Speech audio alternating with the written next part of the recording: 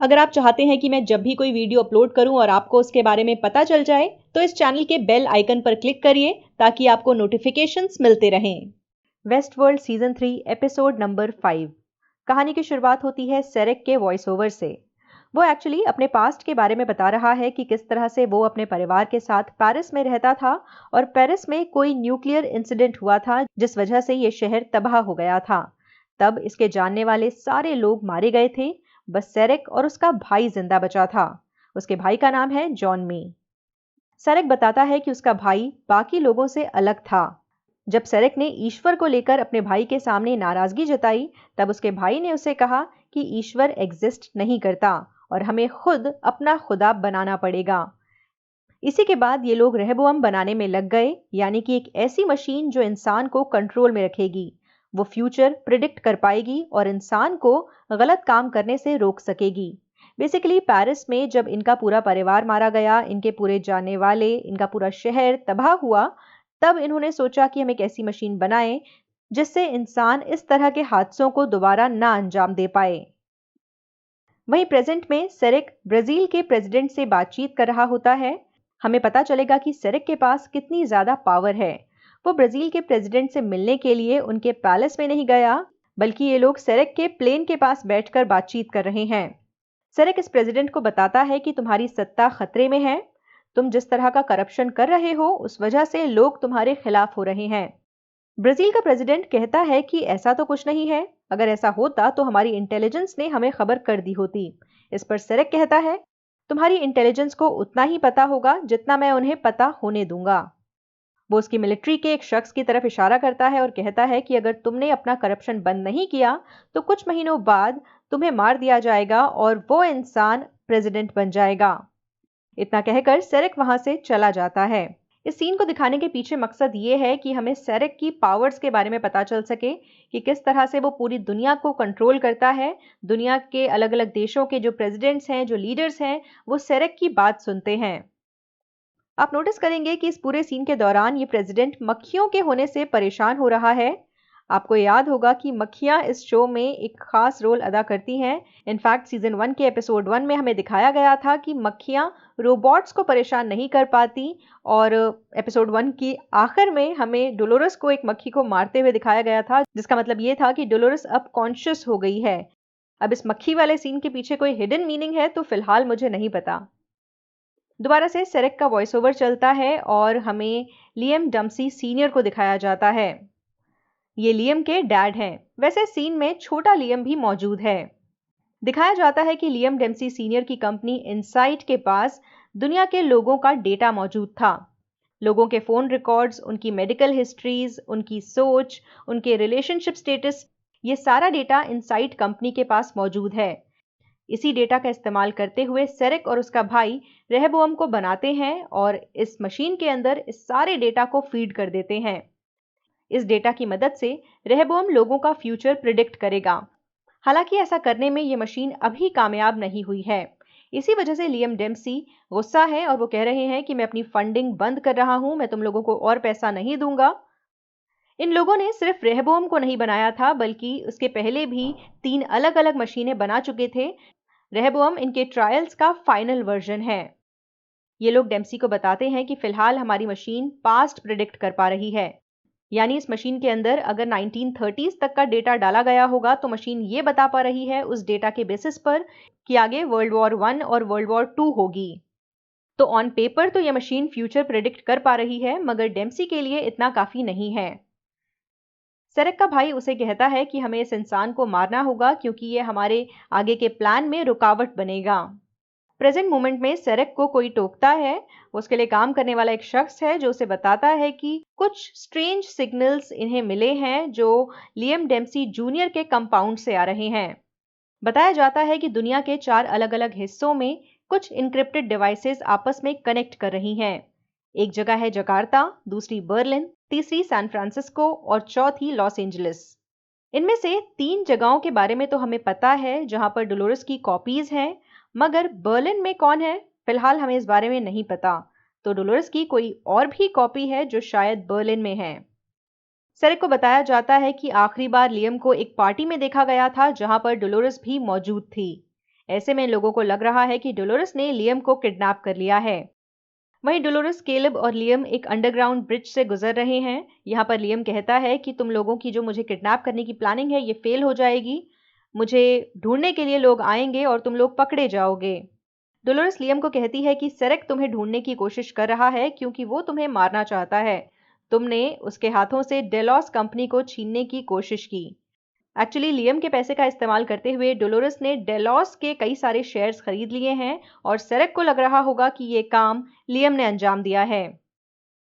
Liam Dolores से पूछता है कि तुम कौन हो और मेरे पीछे क्यों पड़ी हो, आखिर चाहती क्या हो। ऐसे में डोलोरेस लियम को उसके साईफाई ग्लासेस पहनाती है और कहती है, मेरे बारे में जो भी जानना है पता कर लो। लियम सर्च तो करता है मगर कहता है कि तुम्हारे बारे में कोई भी जानकारी मुझे नहीं मिल रही। ऐसा कैसे हो सकता है कि तुम्हारी कोई आइडेंटिटी ही ना हो। डोलोरेस उसे कहती है कि हमें तुमसे सिर्फ एक काम है, हमें रेहबोअम मशीन के अंदर जो डेटा मौजूद है उसे एक्सेस करना है और तुम्हारे पास उसकी की मौजूद है।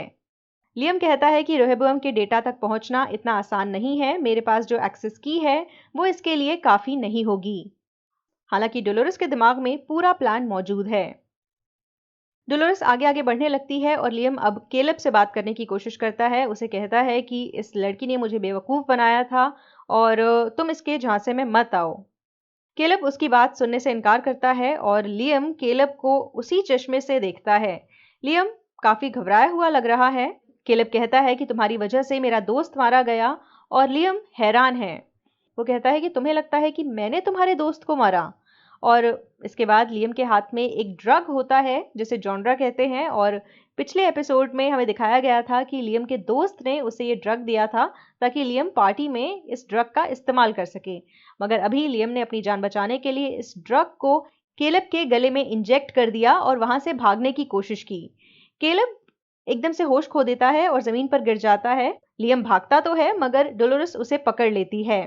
वो लियम से पूछती है कि तुमने केलब के साथ क्या किया है और लियम बताता है कि ये बस एक ड्रग है जिसकी वजह से वो फिलहाल हेलुसिनेट करेगा। केलब जब अपनी जगह से खड़ा होता है तो दिखने में तो ठीक ही लग रहा होता है मगर उसके दिमाग में अलग अलग चीजें चल रही हैं, अलग अलग सीक्वेंसेस चल रहे हैं। पहले तो उसे आसपास मौजूद चीजें ब्लैक एंड व्हाइट विजन में दिखती हैं, अलग अलग म्यूजिक उसके दिमाग में बज रहा है। खैर ये लोग चलते हुए एक गाड़ी तक पहुंचते हैं और बताया जाता है कि सेरेक के लोगों ने लियम को ढूंढ लिया है। ये तीनों एक टैक्सी में बैठते हैं और वहां से भागने की कोशिश करते हैं। डोलोरेस लियम से फिर से उसकी एक्सेस की मांगती है और कहती है कि मैं सिस्टम से हम लोगों को इरेज कर दूंगी ताकि सेरेक हमें ना ढूंढ पाए। यहाँ पर एक चेस सीक्वेंस होता है जिसमें इनकी गाड़ी का पीछा कर रही होती हैं कई सारी गाड़ियां और इस गाड़ी पर निशाना भी लगा रही होती हैं मगर हमारे हीरोज को कोई नुकसान नहीं पहुंचता और एक ड्रोन वाली बुलेट से दुश्मनों की गाड़ी ब्लास्ट हो जाती है। लियम को रियलाइज हो रहा है कि सेरेक को वाकई लियम को मारने में कोई परेशानी नहीं होगी और वो एक्सेस फाइनली डोलोरेस को दे देता है। डोलोरेस इस गाड़ी को अपने कंट्रोल में लेती है और ये लोग अपनी जान बचाते हुए यहां से निकलते हैं।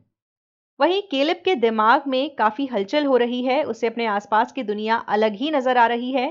पहले सब कुछ ब्लैक एंड व्हाइट था, अब चेंज हो चुका है और म्यूजिक भी बदल चुका है। डोलोरेस पूछती है कि केलब के साथ क्या हो रहा है और लियम बताता है कि वो जॉनरा स्विच कर रहा है। जैसे अलग अलग कैटेगरी की फिल्में होती हैं, इस वक्त केलब के दिमाग में भी यही चल रहा है। अपने अटैकर से निपटने के बाद डोलोरेस और केलब मिलते हैं ऐश और गिगल से। इन दोनों को लग रहा है कि यहाँ इन्हें केलब ने बुलाया है, जबकि शायद ये काम डोलोरेस ने किया है क्योंकि केलब तो फिलहाल इस हालत में ही नहीं है कि कुछ ठीक से सोच पाए। गिगल्स केलब को देखकर समझ जाता है कि उसने जॉनरा ड्रग ली हुई है और वो मेंशन भी करता है कि थोड़ा संभल कर। लियम ने डोलोरेस को कहा था कि सिर्फ मेरे एक्सेस से कुछ नहीं होगा, तुम रेहबोअम के डेटा तक ऐसे नहीं पहुंच पाओगी क्योंकि रेहबोअम के डेटा को एक्सेस करने के लिए उसे लियम के ऑफिस से भी परमिशन की जरूरत पड़ेगी। डोलोरेस के लिए ऐसा करना कोई ज्यादा मुश्किल काम नहीं है क्योंकि उसने लियम के ऑफिस में अपनी एक कॉपी फिट की हुई है।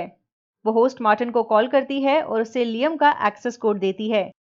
कहती है कि सिस्टम में सेरेक को लेकर जितनी भी जानकारी है वो डोलोरेस तक पहुंचाए। अब चलते हैं बर्नार्ड के पास जो फिलहाल मार्टिन के साथ है। ये लोग इनसाइट के ऑफिस में मौजूद हैं। मार्टिन बर्नार्ड को ठीक से बिहेव करने के लिए कहता है और फिर उसे फ्री कर देता है। एक्चुअली फ्री नहीं, बट एक स्विच से वो बर्नार्ड को कंट्रोल कर रहा था और फिलहाल उसने स्विच का इस्तेमाल करना छोड़ दिया है। हम जानते हैं कि मार्टिन के पास फिलहाल एक बड़ा काम है अंजाम देने के लिए। वो रेहबोअम सिस्टम से सेरेक से जुड़ी फाइलें निकालने वाला है।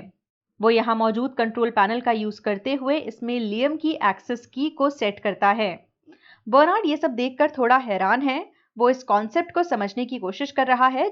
इस पर मार्टिन कहता है कि ये मशीन यानी रेहबोअम इंसानों का ईश्वर है। ये मशीन फ्यूचर देख सकती है। बर्नार्ड मार्टिन से पूछता है कि डोलोरस इस मशीन का किस तरह से इस्तेमाल करने वाली है, वो इसे क्यों यूज कर रही है। मगर इससे पहले कि मार्टिन जवाब दे, कंसोल अनाउंस कर देता है कि फाइल ट्रांसफर हो चुकी है। दोबारा से एक फ्लैशबैक सीन दिखाया जाता है जिसमें सेरेक अपने भाई के साथ मौजूद है। ये लोग लियम डेम्सी सीनियर को अपनी मशीन रेहबोअम की ताकत का अंदाजा दिलाने के लिए उसका कुछ फाइनेंशियल फायदा करवाते हैं। वो कुछ पैसे स्टॉक मार्केट में लगाते हैं और फिर उनकी मशीन जो प्रिडिक्ट करती है उस हिसाब से लियम डेम्सी को काफी फायदा होता है। डेम्सी सीनियर इस मशीन को अब सपोर्ट तो करता है, मगर वक्त के साथ साथ वो और ज्यादा लालची होने लगता है। इस पर सेरेक और उसका भाई डेम्सी सीनियर को सिस्टम से बाहर कर देता है। कुछ वक्त बाद ये मशीन बहुत सारी गड़बड़ियां दिखाने लगती है। सेरेक और उसके भाई को धीरे धीरे एहसास होता है कि एक्चुअली सारे लोगों को प्रिडिक्ट करना मुश्किल होगा। मतलब दुनिया में बहुत लोग हैं और हर किसी को कंट्रोल करना आसान नहीं होता। कई लोग ऐसे होते हैं जो रेबल होते हैं, जो अपने हिसाब से चलते हैं, जो कभी कुछ सोचते हैं और कभी कुछ। ऐसे लोगों को जब तक अपने कंट्रोल में नहीं किया जाएगा तब तक रेहबोअम के प्रिडिक्शंस फेल होते रहेंगे। सेरेक को यह भी पता चलता है कि जिन लोगों को ये अपने कंट्रोल में करने की सोच रहे हैं, यानी कि वो लोग जो रेबल हैं, उनमें उसका भाई भी शामिल है। इस बार सेरेक रेहबोअम को बचाने के लिए खुद अपने भाई के खिलाफ जाता है। वो समझ जाता है कि उसके भाई को कंट्रोल करना आसान नहीं है और वो भी अनप्रिडिक्टेबल है। वो अपने भाई को एक पर्टिकुलर इंस्टीट्यूट में डालता है और उसके दिमाग को एडिट करने की कोशिश करता है, जिसकी वजह से उसका भाई अपना दिमागी संतुलन खो देता है। इसी तरह के इंस्टीट्यूट्स में और भी अनप्रिडिक्टेबल लोगों को लाया जाता है और उनके दिमाग के साथ छेड़छाड़ की जाती है ताकि सिस्टम यानी रेहबोअम उन्हें कंट्रोल कर सके। डोलोरस, केलब और इनके साथ मौजूद बाकी लोग फिलहाल एक ट्रेन में मौजूद हैं। केलब अभी भी ड्रग्स के असर में है और वो चीजों को अलग नजरिए से देख रहा है। यहाँ डोलोरस बताती है कि इनसाइट कंपनी के पास जितने भी लोगों का डेटा मौजूद है वो इस डेटा को रिलीज करने वाली है ताकि लोगों को पता चल सके कि ये कंपनी किस तरह से उनके फ्यूचर को कंट्रोल कर रही है। इस पर लियम डोलोरस को कहता है कि ये अच्छा आइडिया नहीं है। ऐसा होने से राइट्स हो सकते हैं, मर्डर्स हो सकते हैं, बल्कि लोग सुसाइड भी कर सकते हैं। और डोलोरस कहती है लोगों को सच जानने का हक है। यही लियम की ऐश से बातचीत होती है। वो उसे कहता है कि तुम कितना भी चाहो कि तुम्हारा भाई क्राइम के बिजनेस में ना जाए, लेकिन उसका अंजाम बहुत बुरा होगा, इतना बुरा कि तुम सोच भी नहीं सकती। वहीं केलब को भी लगता है चाहे कुछ भी हो लेकिन लोगों का सच जानना जरूरी है। डोलोरस, केलब और उसके दोस्त अपने आसपास देखते हैं। लोगों को अपनी अपनी फाइल्स मिल रही हैं। हर कोई परेशान नजर आ रहा है। जब ये लोग स्टेशन से बाहर आते हैं तब हालात और ज्यादा खराब हैं। लोग खुद पर कंट्रोल नहीं कर पा रहे हैं। हर किसी को पता चल चुका है कि चाहे वो अपनी जिंदगी में कुछ भी करें, कामयाब नहीं होंगे। हालांकि इस बात को समझना थोड़ा मुश्किल है। कुछ तो लोग होंगे जिनकी लाइफ में अच्छा होगा। हर किसी का अंजाम बुरा कैसे हो सकता है। खैर, हो सकता है कि जो लोग कॉमन हैं, मतलब आम लोग जो हैं, आम जनता जो है, उसके साथ ही सिर्फ बुरा हो रहा है और जो ऊपर बैठे हुए लोग हैं, अमीर लोग हैं, सिर्फ उनके साथ अच्छा होगा। ऐसा अज्यूम किया जा सकता है क्योंकि सड़कों पर हर कोई अजीब बिहेव कर रहा है। लोग आपस में लड़ रहे हैं, गाड़ियां जला रहे हैं, सामान तोड़ फोड़ रहे हैं। केलब अपने दोस्त से पूछता है ये ड्रग का कौन सा जॉनरा है। इस पर उसे बताया जाता है ये रियलिटी है, यानी सच्चाई। एक्चुअली केलब को लग रहा था कि जो कुछ भी वो देख रहा है शायद वो ड्रग्स के नशे में हो रहा है, मगर नहीं, सच्चाई इतनी बदसूरत है कि वो ड्रग्स से भी ज्यादा खतरनाक है। यही पास मौजूद कुछ लोग केलब पर गोली चलाते हैं, मगर डोलोरस बीच में आ जाती है और खुद वो गोलियां सह लेती है। केलब ये देखकर हैरान है कि डोलोरस को इन गोलियों से कुछ क्यों नहीं हुआ। हालांकि हम जानते हैं कि एपिसोड 1 में जब डोलोरस को गोलियां लगी थी तब वो बेहोश हो गई थी, मगर अभी उसे गोलियों से कुछ नहीं हो रहा है। सीजन 2 में भी हमने देखा था कि डोलोरस पे जब कोई बंदूकें चलाता है तो उसको नुकसान नहीं पहुंचता है। तो क्या ये पॉसिबल है कि केलब के सामने एपिसोड 1 में डोलोरस ने सिर्फ बेहोश होने का नाटक किया था? क्या वाकई डोलोरस केलब का सिर्फ इस्तेमाल कर रही है? फिलहाल हम सिर्फ गेस कर सकते हैं। दोबारा से पास्ट में पहुंचते हैं जहां पर रेहबोअम अब काफी सक्सेसफुल हो चुका है, वो दुनिया को लीड कर रहा है। एक बार डेम्सी सीनियर काफी क्यूरियस हो जाते हैं और सेरेक के ऑफिस जाते हैं। वहां पर उनको नजर आता है कि बहुत सारी लैब्स हैं जिनमें से एक में सेरेक का भाई भी है। यहाँ पर शायद लोगों पर एक्सपेरिमेंट किए जा रहे हैं, ऐसा उन्हें लग रहा होगा, जबकि हम जानते हैं कि इन लोगों के दिमाग को एडिट किया जा रहा है, उनके दिमाग को कंट्रोल में करने की कोशिश की जा रही है। ये सारे वो लोग हैं जो रेहबोअम के हिसाब से नहीं चल रहे, जो अनप्रिडिक्टेबल हैं। वो सेरेक से सवाल जवाब करते हैं और सेरेक बताता है कि रेहबोअम इन लोगों को मरने के लिए भेज देता है, मतलब मिलिट्री का हिस्सा बना देता है ताकि ये लोग वॉर में मारे जाएं, या फिर इनके डीएनए में, इनकी पर्सनालिटीज में चेंज करता है। डेम्सी को यह बात काफी अजीब लगी है कि सेरेक ने खुद अपने भाई पर ये टेस्ट किए हैं। सेरेक उसे बताता है कि उसका भाई डेम्सी को मारने वाला था। दोबारा से बर्नार्ड और मार्टिन को दिखाया जाता है, जहां मार्टिन बर्नार्ड को बता रहा है कि सेरेक जल्दी ही अपने लोगों को इस जगह पर भेजेगा क्योंकि इनकी वजह से रेहबोअम के सिस्टम को काफी डैमेज हुआ है। वो बर्नार्ड को एक फैसिलिटी दिखाता है जिसे री एजुकेशन फैसिलिटी कहा जाता है। ये वही जगह है, वही लैब्स हैं जहां पर सेरेक अनप्रिडिक्टेबल लोगों को रखता है। मार्टिन बर्नार्ड को बताता है कि इस फैसिलिटी में मौजूद लोग दुश्मन नहीं हैं। बेसिकली ये वो लोग हैं जो रेहबोअम के अगेंस्ट जाने वाले हैं। तभी यहाँ पर एशली पहुंचता है जो मार्टिन पर अटैक करता है। बर्नार्ड जल्दी से मार्टिन की जेब से वो कंट्रोल बटन निकाल लेता है जिसकी मदद से वो बर्नार्ड पर कंट्रोल कर रहा था। वो मार्टिन से डोलोरस के प्लान के बारे में जानना चाहते हैं, मगर तभी यहाँ पर मार्टेल पहुंच जाती है। मार्टिन बर्नार्ड और एशली को अपनी जान बचाकर यहाँ से भागने के लिए कहता है। बर्नार्ड उसे अपने साथ चलने के लिए कहता है, मगर वो कहता है मेरा रोल अभी फिनिश नहीं हुआ है, मुझे यहाँ पर एक काम को अंजाम देना है, और खुद आगे बढ़कर मार्टेल से मिलता है। अब मार्टिन मार्टेल को अपने ऑफिस में लेकर जाता है जहां पर उनकी सेरेक के प्रोजेक्शन से बातचीत होती है।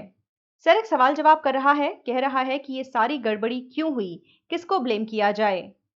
मार्टिन कहता है मुझे ब्लेम किया जाए, और फिर अपने टेबल के नीचे लगी एक डिवाइस का बटन दबाता है और आसपास मौजूद सारी चीजें ब्लास्ट हो जाती हैं। तो डोलोरस ने अपनी ही कॉपी को सुसाइड बॉम्बर की तरह बिहेव करने के लिए कहा था ताकि अपने दुश्मनों को खत्म कर सके। नीचे एशली और बर्नार्ड देखते हैं कि मार्टिन होस्ट मारा जा चुका है, साथ ही साथ बिल्डिंग का एक पूरा फ्लोर भी उड़ चुका है। वहीं प्लेन में मौजूद सेरेक को एहसास होता है कि उसे डबल क्रॉस किया गया। अब एक बीच को दिखाया जाता है जहां पर लियम डोलोरस और उसकी बाकी टीम के साथ चल रहा है। लियम पूछता है कि उसके साथ आगे क्या होगा, जिस पर उसे ताना मारा जाता है और कहा जाता है कि वो अपने ग्लासेस से ही क्यों नहीं देख लेता, उसके पास तो फ्यूचर प्रेडिक्शन मौजूद है। लियम कहता है उसे बताया जा रहा है कि उसके पास जो कुछ भी थोड़ा बहुत बचा है वो उससे छीन लिया जाएगा। लियम और ज्यादा गुस्सा हो रहा है, परेशान हो रहा है, जिस पर उसे गोली मार दी जाती है। गिगल्स और ऐश यहां से चले जाते हैं जैसे उनका काम खत्म हो चुका है। लियम यहीं बीच पर पड़ा हुआ है और केलब को शायद बुरा लग रहा है। वो उसका बहता हुआ खून रोकने की कोशिश करता है और लियम मरते मरते कहता है वो तुम थे। ऐसा लगता है कि वो केलब को किसी बात के लिए जिम्मेदार ठहरा रहा है। केलब कंफ्यूज्ड है और वो डोलोरस से पूछता भी है कि आखिर लियम क्या कहना चाह रहा था। वहीं सेरेक को फिर से दिखाया जाता है जो अपने प्लेन में मौजूद है। सेरेक को पता चलता है कि डोलोरस जिस फाइल को ढूंढ रही थी सिस्टम में, वो खुद सेरेक की फाइल थी। दोबारा से एक फ्लैशबैक दिखाया जाता है जिसमें सेरेक और डेम्सी आपस में बातचीत कर रहे हैं। डेम्सी सेरेक को धमका रहा है कि वो रेहबोअम के बारे में लोगों को बता देगा, वो सेरेक के एक्सपेरिमेंट्स को भी पब्लिक कर देगा। सेरेक कहता है रेहबोअम ने प्रोजेक्ट किया है कि ह्यूमैनिटी एक्सटिंक्ट हो जाएगी, दुनिया तबाह हो जाएगी। तो दुनिया को इस तबाही से बचाने के लिए सेरेक को कुछ एक्स्ट्रा स्टेप्स उठाने पड़ेंगे।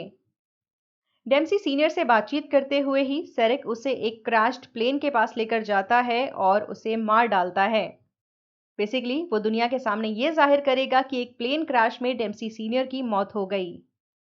पता चलता है कि जितने भी फ्लैशबैक सीन्स दिखाए जा रहे थे उन्हें डोलोरस एक्सेस कर रही थी। यानी डोलोरस के पास अब सेरेक से जुड़ी सारी जानकारी है।